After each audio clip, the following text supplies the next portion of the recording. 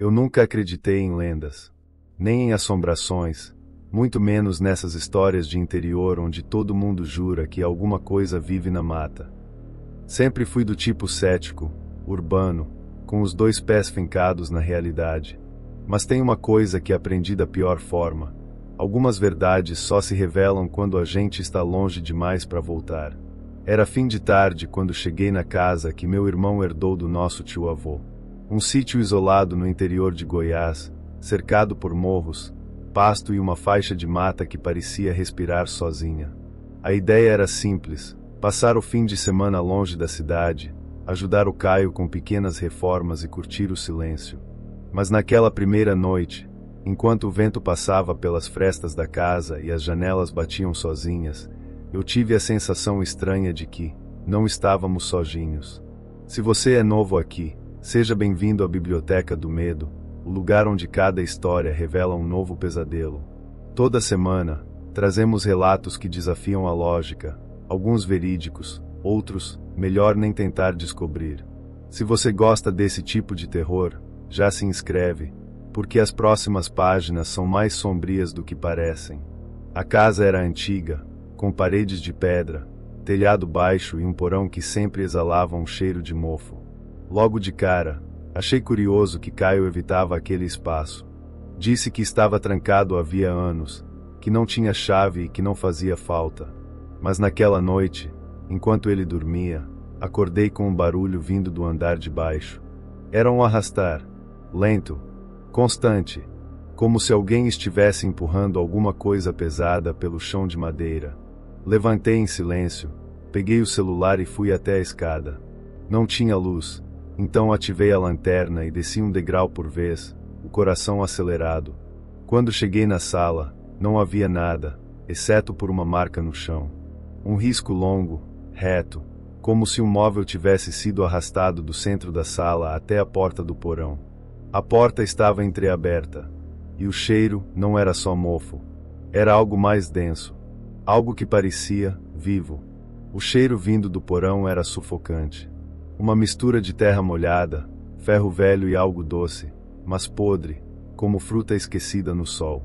Eu deveria ter voltado pro quarto, fechado a porta e fingido que nada daquilo aconteceu. Mas não consegui. Era como se algo me chamasse. Apontei a lanterna para o vão escuro da escada e desci, um degrau de cada vez. A madeira rangia sob meus pés, e cada passo parecia mais difícil que o anterior. Quando cheguei ao fim, notei que o porão era maior do que eu imaginava. O teto era baixo, mas o ambiente se estendia por um corredor estreito que não constava na planta da casa. Foi aí que vi. No canto esquerdo, sobre um lençol coberto de poeira, havia um tipo de altar improvisado. Sobre ele, velas derretidas, galhos secos amarrados com corda e ossos pequenos demais para serem de animal de fazenda. Ao lado, um caderno. A capa estava manchada, como se tivesse sido molhada diversas vezes. Abri, e logo na primeira página, escrito em letras tortas e tremidas, havia uma única frase: não leia em voz alta. Fechei o caderno no mesmo instante, mas algo já havia mudado no ar. Um frio percorreu minha nuca, e a lanterna piscou. O feixe de luz tremulou, como se algo tivesse passado entre mim e a parede. Mas não havia ninguém ali.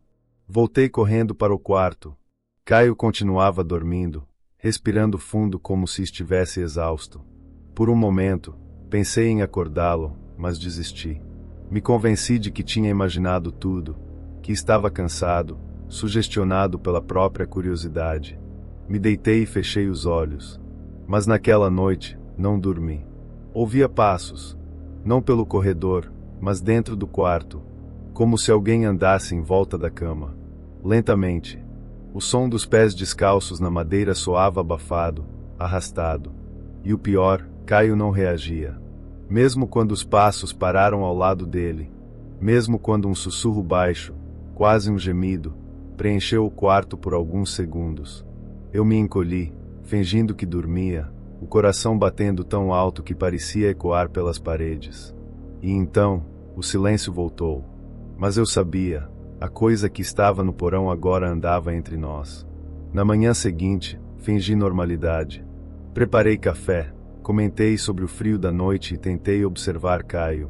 Ele parecia estranho. Os olhos estavam fundos, a pele mais pálida do que o normal, e sua voz, sempre enérgica, estava baixa, quase monótona. Perguntei se ele tinha dormido bem. Dormi como uma pedra, respondeu, encarando a parede por tempo demais. Engoli em seco. Eu sabia que tinha ouvido passos, sussurros.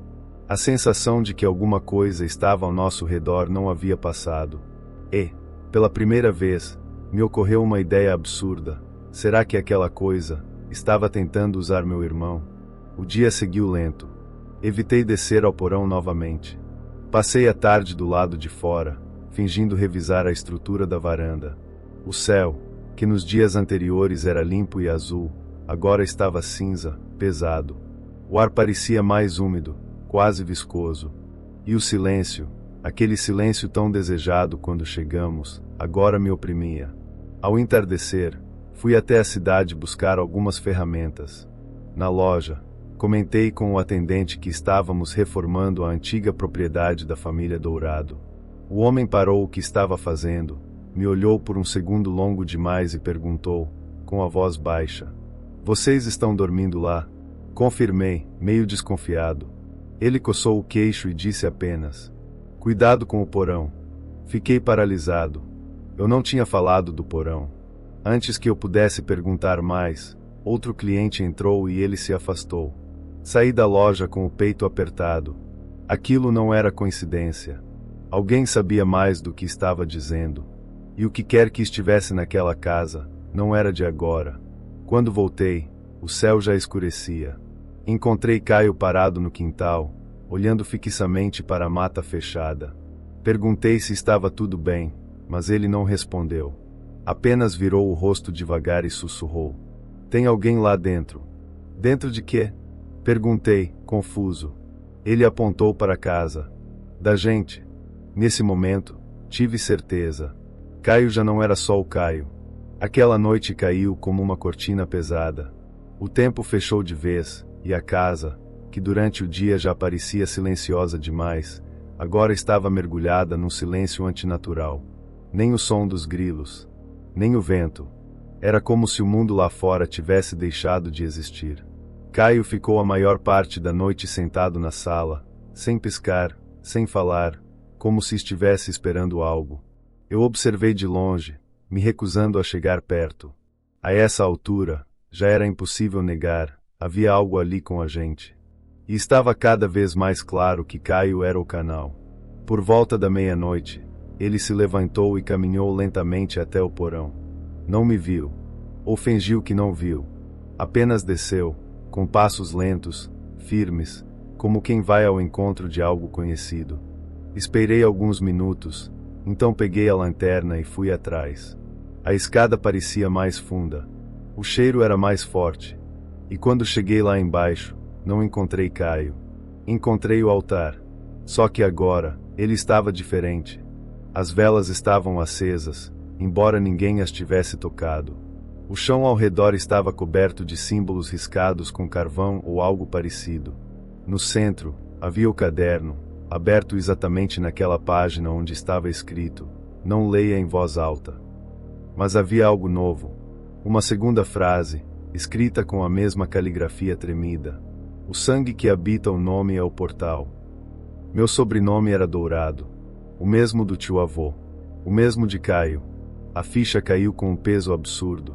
A entidade, seja lá o que fosse, precisava de alguém da linhagem. E por algum motivo, havia escolhido meu irmão. Antes que eu pudesse reagir, ouvi um barulho atrás de mim.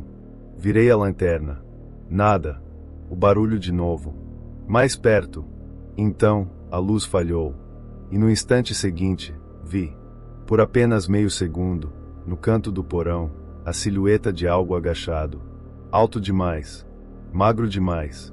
Os olhos, ou aquilo que parecia ser olhos, brilhavam com uma luz opaca, como se refletissem o que não existia. Corri.